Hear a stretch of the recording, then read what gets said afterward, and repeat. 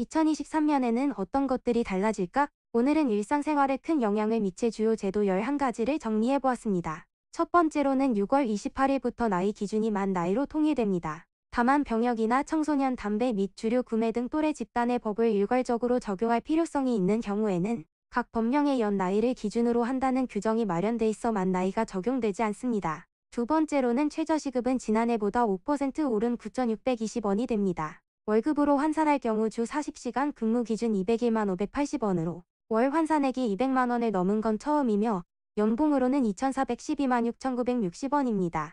주휴수당을 빼고 계산한 최저임금은 월 167만 3,880원입니다. 세 번째로는 1월 1일부터 만 0세 아동이 있는 가정에 월 70만 원, 만 1세 아동 가정에 월 35만 원이 현금으로 지급됩니다. 어린이집을 이용할 경우 만 0세 아동 가정은 보육료 50만 원을 뺀 현금 20만 원을 받게 되며 만 1세 가정에는 지금까지처럼 보육료 월 50만 원이 지급됩니다. 네 번째로는 1985년에 도입된 유통기한은 38년 만에 소비기한으로 바뀝니다. 식품의약품안전처에 따르면 유통기한은 제품의 제조일로부터 소비자에게 판매가 허용되는 기한이고 소비기한은 식품 등에 표시된 보관 방법을 준수할 경우 섭취에도 안전에 이상이 없는 기한을 뜻합니다. 유통기한이 소비기간으로 바뀌면 표기기간이 약 17%에서 많게는 80%까지 늘어납니다. 다만 유통기한과 달리 소비기한이 지난 음식은 절대 먹으면 안 됩니다. 다섯 번째로는 대학 입학 시 납부하던 입학금이 전면 폐지됩니다. 대학 입학금은 한때 대학 등록금의 약 10% 수준에서 책정됐으나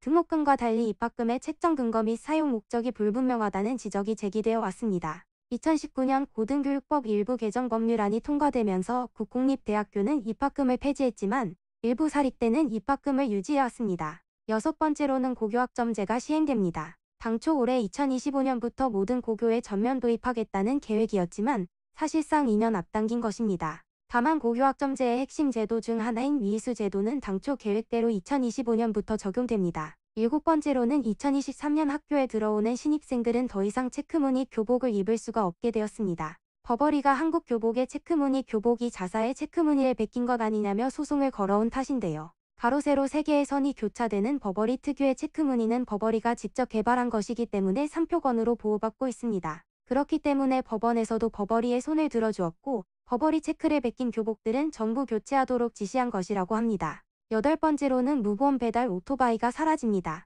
중앙선 침범, 신호 위반, 인도 위를 질주하기까지 고개 수준의 오토바이들을 보면서 아찔했던 경험 다들 있으시죠?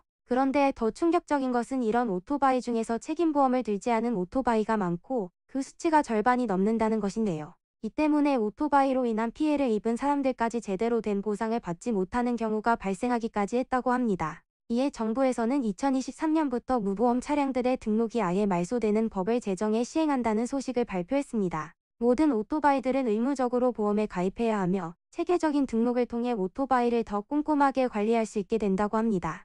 아홉 번째로는 인터넷 익스플로러가 역사 속으로 사라지게 되었습니다. 속도도 느리고 보안에 취약하다는 점 등을 이유로 지난 6월부터 마이크로소프트사에서 아예 지원을 중단한 인터넷 익스플로러. 이제는 2023년 8월부터 일반인이 사용하는 모든 윈도우 체제에서 인터넷 익스플로러를 공식 지원하지 않게 되어 퇴출된다고 합니다. 윈도우의 출시부터 우리와 함께하던 익스플로러가 이제 사라진다고 하니 시원섭섭한데요. 아직 국내에는 익스플로러 기반인 곳이 많은데 사용자들이 불편하지 않도록 빠른 개선이 반영되어야겠습니다. 열 번째로는 일종 자동 면허가 도입됩니다. 26년 만에 일종 보통 자동 변속기 면허가 신설됐습니다. 기존까지 운영되던 운전면허 체계는 지난 1996년 이종 자동 면허가 도입된 이래 지금까지 유지되어 왔습니다. 하지만 그간 자동차 기술의 발달로 수동기어 차량은 사라지고 대부분 자동기어 차량으로 바뀌었는데요. 이에 따라 일종 자동 면허가 도입되었습니다. 트럭을 운전하려면 어쩔 수 없이 일종 보통 면허를 취득해야 하는 불편이 많이 감소될 것으로 예상됩니다. 11째로는 강원도가 강원특별자치시가 됩니다. 제주, 세종에 이어 세 번째로 특별자치시가 되는 건데요. 현재의 강원도 명칭은 강원특별자치시로 변경되며 특별법이 정하는 특례를 부여받게 됩니다. 2023년 새해가 밝았습니다. 구독자분들 새해 복 많이 받으세요.